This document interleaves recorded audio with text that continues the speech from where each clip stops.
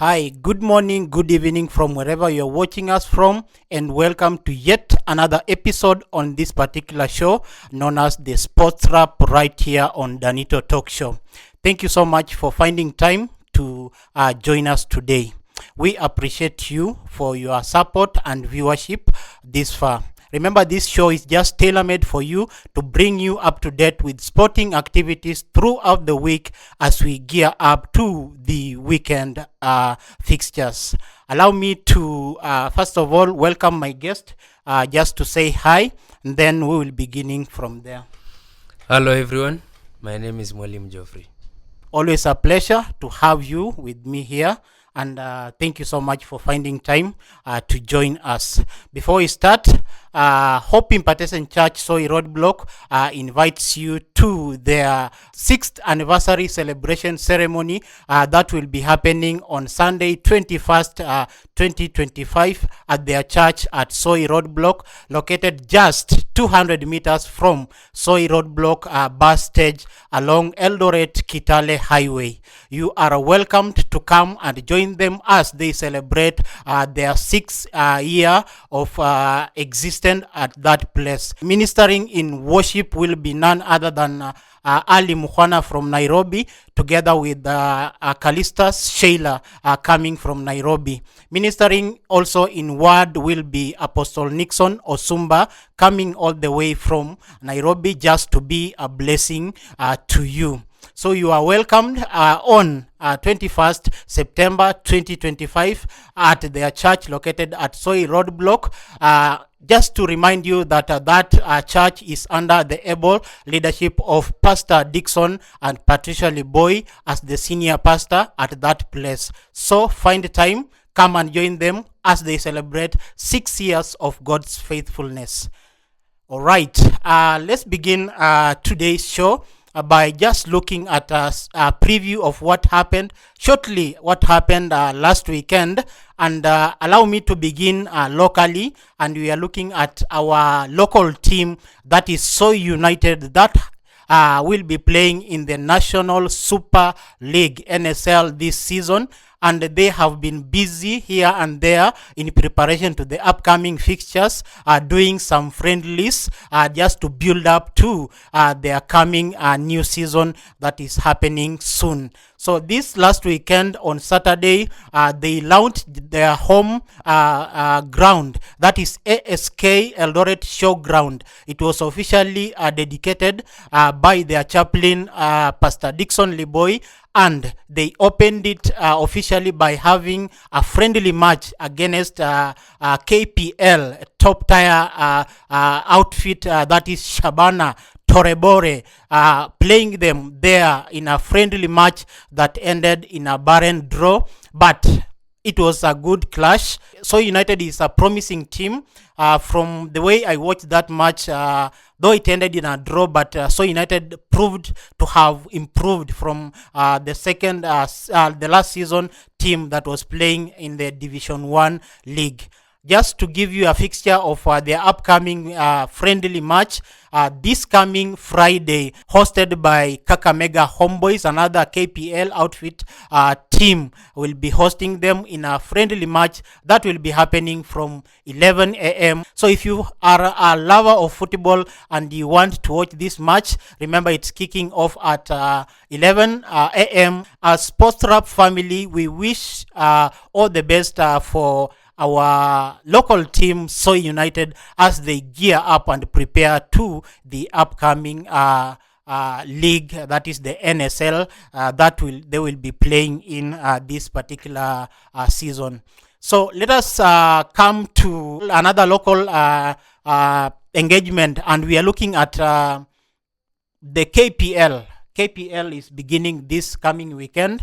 It has been on a break, and KPL is coming back this weekend, and we are going to have some fixtures coming up this coming weekend. And I know there are some fixtures that will be pitting some of the top leagues in KPL. On Saturday, this coming Saturday at 1 p.m., Kariobangi Sharks will be playing Bandari. Then Kakamega Homeboys, that game between Kakamega Homeboys and Nairobi United has been postponed because Nairobi United will be taking place in the Continental Tournament, CAF Continental Tournament. So by that, Kakamega Homeboys and versus Nairobi United will be postponed. And as I've said earlier on, Kakamega Homeboys will be playing Soy United. Then at 4 p.m., Chingwe AFC Leopards will be playing against Sofapaka. The game between Police versus Mara Sugar also has been postponed. I tend to believe it's because of Police taking part in the continental fixtures that by virtue of winning the league, and Nairobi United by virtue of winning Mozart Cup. So they will be representing our country in continental fixtures. So those are some of the fixtures that will be happening on Saturday. And we wish all the teams that will be taking place in those games all the best. And for the football lovers of Kenya, KPL is back. So we urge you also to go to the stadiums, and as we support the international team, we urge you also to be a loyal fan to your local clubs and support them as they begin their fixtures. So I want to indulge my guest here. Looking back at the EPL fixtures, we look just at the game of the week that we talked about here last weekend. A Manchester derby. Manchester City was hosting Manchester United at the Etihad Stadium. And Manchester City beat Manchester United by 3 goals to nil.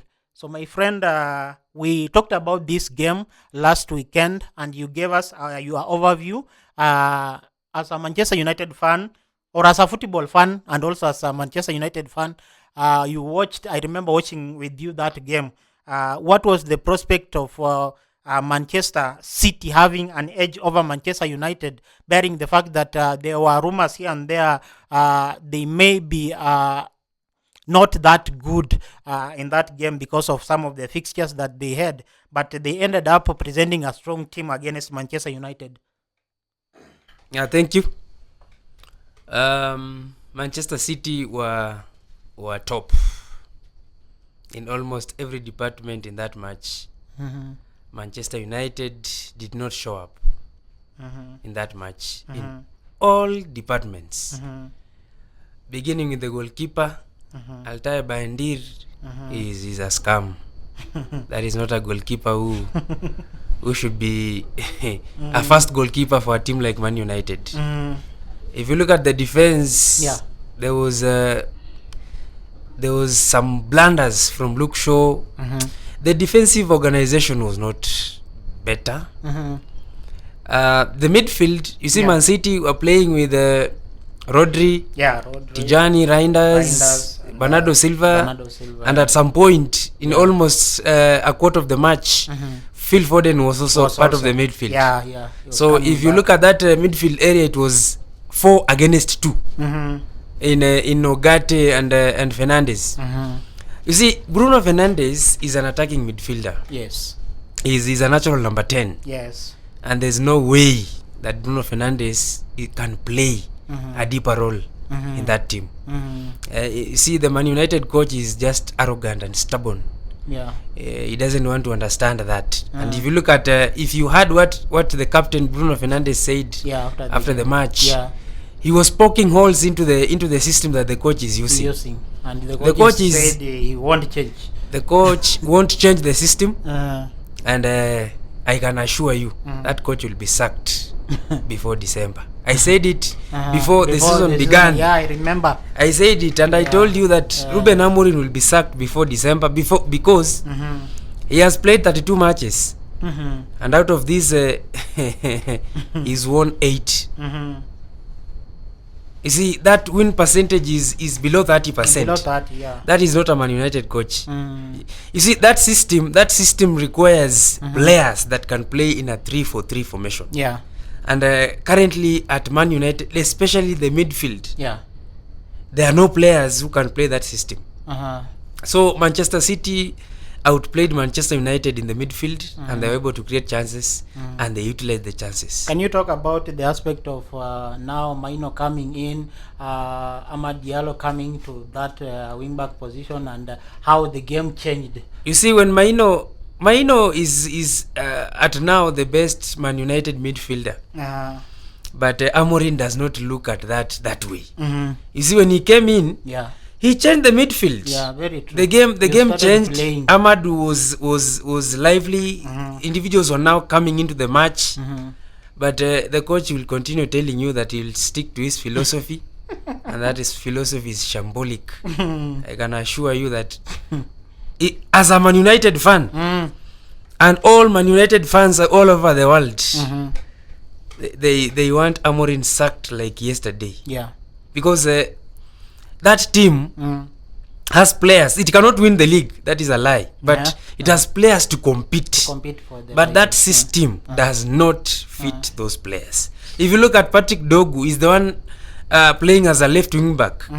His delivery is poor.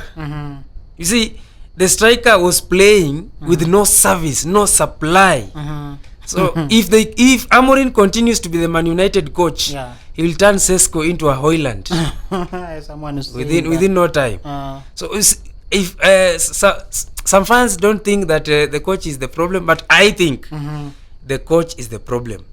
You see, you play your best players in their best positions, and Bruno Fernandes is an attacking midfielder playing as a number 10. Change that formation.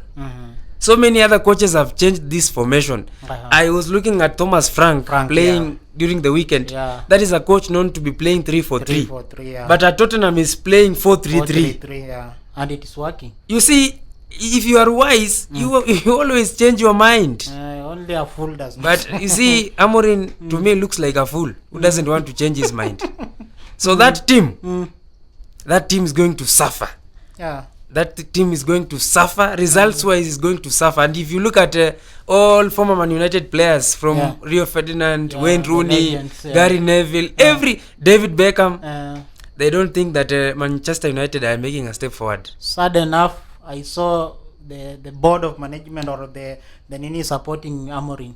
Of course, they will support him because you see, sacking him to them has financial implications. True. But like this coming weekend, they will lose that match against Chelsea, and pressure will continue building on. And if you look at the coming 4 or 5 fixtures, the upcoming fixtures, the results will I don't see Amorim surviving until the end of December. I don't see, because by that time maybe he'll have won like 3 or 4 matches in 10 matches out of 10. So okay, what's the prospect of Donnarumma having the first clean sheet and the save of the game?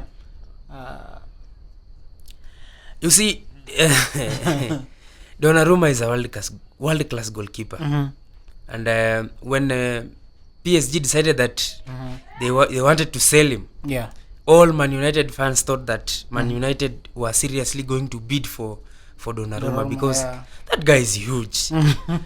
You see, that guy is a goalkeeper, because that save against that volley from Mbeumo, that is pure class from Donnarumma. I think Manchester City are adding quality to their goalkeeping department. He is not very good with the ball, but the work of a goalkeeper is not to play with the first role is to defend the goal. So use the hands, and in that aspect Donnarumma is superb. Wow. Thank you so much for that insight. So I want just to look at the weekend fixtures. I know this coming weekend we have 2 big matches coming up, so we'll go through the other fixtures. My panelist here will give his prediction for those fixtures. Then we will finish by talking about the 2 fixtures that are the games of the weekend. So on Saturday, early kickoff, Liverpool will play against Everton. That is a Merseyside derby. Yeah, that is a Merseyside derby. Liverpool will play against Everton. And early kickoffs, as I've said time and again, they will surprise many. Yeah. Everyone is tipping that Liverpool will beat Everton, it will not be easy because I watched the match against Hey. Liverpool at the weekend. They survived. Yeah, against Burnley. They survived against Burnley because if it were not for that last minute penalty, the game was ending in a draw. Yeah. So this Merseyside derby will be a tough one, Yeah. but the quality Liverpool has, I don't think Everton can cope with it. So I think Liverpool will win that match, though it will be a very entertaining and competitive match to watch. Yeah, going Yeah. back, the last fixture that we The last- was at Everton Stadium. The last fixture, you see, Everton were so down, but they showed up Yeah. because it's a derby. You see, a derby has no form. Yeah, true. So I'm teaming for Liverpool, but cautiously, because even if they win, it will be a narrow win. Narrow win. Yeah. Then at 5 p.m., Brighton versus Tottenham. High flying Tottenham, I can say. No, it's not high flying. It's just They are that winning. They are winning. Tottenham are winning. Yeah. And you see, the manager is creating a positive atmosphere. Yeah. He's bonding the incoming players like Xavi Simons and Kudus on the flanks. They are doing some a good job. And I watched Rodrigo Bentancur playing like prime pillow. Yeah, You see, Played so it will be very difficult for Brighton. Yeah. Very difficult for Brighton because they lost against Bournemouth, Yeah. and this one, if they don't show up, they are likely to also lose against Tottenham because the current Tottenham team Yeah. has quality, has a coach that is tactical, and I think I'm sorry, but Brighton will lose that match. Then another fixture at 5 p.m. Burnley hosting Nottingham Forest. That is a tough match, a very tough match because Nottingham Forest are currently very unstable. Yeah, very true. A new coach has just come in Postecoglou. First game, first defeat. First game against Arsenal, first defeat. The players are yet to understand his style of playing. That match is a tough one, likely to end in a draw. Yeah. And then another one, that is London Derby, West Ham facing Crystal Palace. That is a tough match. Yeah. Tough match. The West Ham coach Graham Potter is under a lot of pressure. Yeah. In fact, if he loses that match, he's likely to be sacked. So I don't know because I'm not in the dressing room. I don't know the relationship between the players and the coach. Yeah.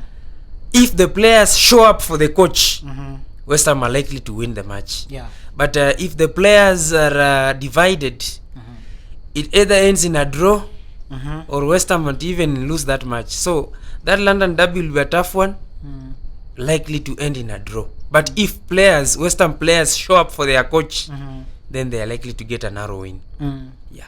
Then another game at 5 p.m. that will be Wolves hosting new boys in the league, Leeds United. Wolves are experiencing a difficult moment. Leeds are trying to show up. That is a tough match.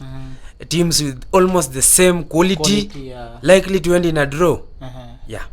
Then another one that will be a late kickoff. Let us skip that. We'll talk about together with the other big one. At 10 p.m. Fulham will host Brentford. Fulham versus Brentford. That is a tough match. A tough match. A very tough match. Very entertaining. Likely to end in a draw. Likely to end in a draw. So on Sunday, we'll also have some other fixtures. There will be 3 fixtures. So allow us to go through the 2 fixtures, and then we'll talk about the 2 games of the weekend. At 4 p.m. on Sunday, Bournemouth will host Newcastle United. That is a cracker. That is a cracker. Bournemouth hosting Newcastle United. That is a cracker. You see, that is, in fact, that is the biggest match of the weekend. The weekend, yeah. Leave alone these 2 others. You see, that match against Bournemouth against Newcastle. Yeah. That is a serious match, a tough match. That is a competitive game of football. There will be goals. There will be goals. Yeah. But the current Newcastle, if they show up, then they might edge Bournemouth. But it will be an entertaining match, yes, with a lot of goals. Then another fixture at 4 p.m. Will pit Sunderland hosting low-flying Aston Villa. Aston Villa, so far in the Premier League, 4 matches played, 0 goals scored. They are in a serious crisis. Yeah. Hey, what is happening to Aston Villa? You see, Aston Villa has been a team. The 2 seasons ago, they were in the Champions League, playing in the legs of PSG and doing very well.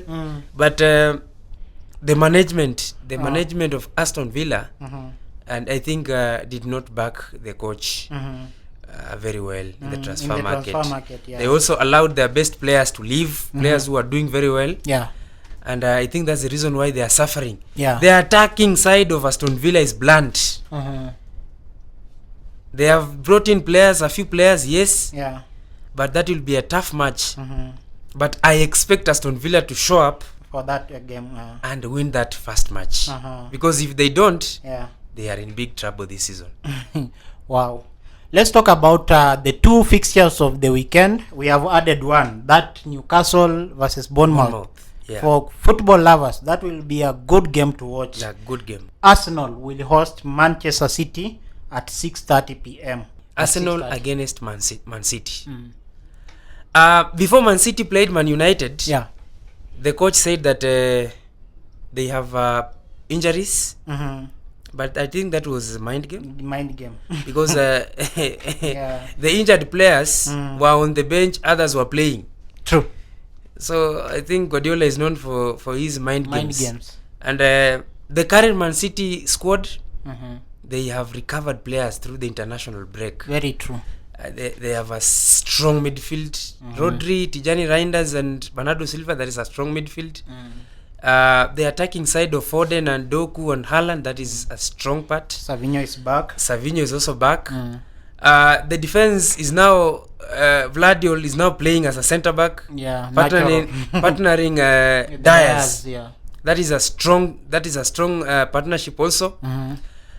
Arsenal will come in the match with a bit of a challenge. They are missing Odegaard. I don't know if he will be fit. I don't think so. They are also missing Saka on the flank. I watched their match against Club Bilbao, and I think that match against Man City will depend on the selection of Arteta and Guardiola, especially in the midfield department. Because if you look at Rice playing with Zubimendi and Merino, Mikel Merino is not a good midfielder going forward. He doesn't supply the football to Gyökeres. He doesn't supply the football to Madueke, to Eze. So I was talking to an Arsenal fan earlier today at our workplace, and he was telling me that if Ethan Nwaneri slots in the midfield in the place of Mikel Merino, which is unlikely, then their midfield will be fluid enough to supply the balls to their striker. And if you look at the Man City side, they have Bernardo Silva and Reinders, who are good suppliers of the ball. Unfortunately, when Man City plays Arsenal, Guardiola tends to fear Arsenal, and you will be surprised with the selection. True. Bob will start. You will be surprised with the team selection, because I don't know why. You will see Oscar Bob, Rico Lewis. You will see Oscar Bob starting, Rico Lewis, Bernardo Silva on the bench. So that match will depend with the coach's team selection. If you ask me my honest opinion, that game is likely to end in a draw with goals. Wow. A draw with goals. Looking at some of the head-to-head, the last 3, last season, Arsenal, when it hosted Man City at home, Man City were beaten 5-1. Then the previous game ended in a 2-2 draw. Then the last one in 2024, it ended in a barren draw. So it is fitting to be a good encounter. That will be on Sunday. And for the football lovers, that is a game to watch. It will be entertaining depending on how the coach will select their squads. So another game of the weekend is Manchester United hosting Chelsea at home. Manchester United hosting Chelsea at home. Looking at the head-to-head analysis of that fixture, the last 3 encounters, the recent one, Chelsea beat Manchester United 1-0. The other one ended in a draw. The other one, Chelsea won 4-3. Manchester won 2-1. Manchester won 4-1. But that was in 2023. But most of the time, these two giants meet. It's likely to end in a draw, depending on so many dynamics. But whichever way, I don't know how it will go this time. Maybe you can tell us. But most of the time, you can find Manchester is on a low form. But when it plays Chelsea, they play well. But as we've been told here, the form of Manchester is not promising. So what is your take on that? Looking at Chelsea, though I remember we were watching that game between them and Brentford, and sleeping at the last minute to be equalized by Brentford, but they were playing well. So what can you say about that fixture? You see, Manchester United will be hosting Chelsea at Old Trafford. Yeah. During our old days, Old Trafford used to be a fortress. Teams used to fear coming to Old Trafford. You see, Chelsea has not won at Old Trafford for the last 10 years. Around there. Yeah. 10 or 12 years. Yeah. But with this coach called Ruben Amorim, a new record will be set. This coach is likely to set a new record. That match will depend on... you see, Chelsea are coming into this match confident. Yeah, very. Despite the fact that they didn't win last weekend, the game ended in a draw. But they're coming into this match with a lot of confidence. Yeah. Manchester United, on the other hand, this is the match to fix the manager. Because I tend to believe that if Manchester United lose this match, all Manchester United fans all over the world will have lost it with Ruben Amorim. Yeah. So it will depend also with the team selection. But if you ask me, I don't think there is any Manchester United fan that can confidently say that they are going to win this match against Chelsea at Old Trafford. Yeah. And no. There is no single Manchester United fan. All of them are just hoping. You see, this Manchester United of these days, you don't know which team will show up. You don't even know which performance will be displayed. So I cannot confidently sit here and say that Manchester United will win against Chelsea. What I know is it will be entertaining match, very entertaining. There will be goals, of course. I don't know which side will be scoring, because Manchester United scoring, it has been a problem, a serious challenge for them. So it will depend with the squad selection of Ruben Amorim, of changing the formation, which he will not change. What if he starts that squad that played towards the end of that game against Man City? If he starts the squad that ended the match against Man City, Manchester United will be competitive, very competitive in that game. Yes, very competitive. Then number 2, it will depend on players. You see, it is Old Trafford. You've begun the season very badly. You have 4 points out of 4 matches. So it will be an issue of players showing up for that game and fighting. Yeah. Though Chelsea will give a good account of themselves. Yeah. A good match to watch. Chelsea have an edge. I'm a Man United supporter, a staunch one, but I'm telling you for free, Chelsea have an edge on this one, because Manchester United, the current Manchester United, is just unbelievable. Wow. That is his take on that game. If you ask me, I see that game going to a draw. If only Manchester United can begin with that lineup that ended that game against Man City. As he has said, that game will be competitive. With that, we beg to say thank you so much for watching us today.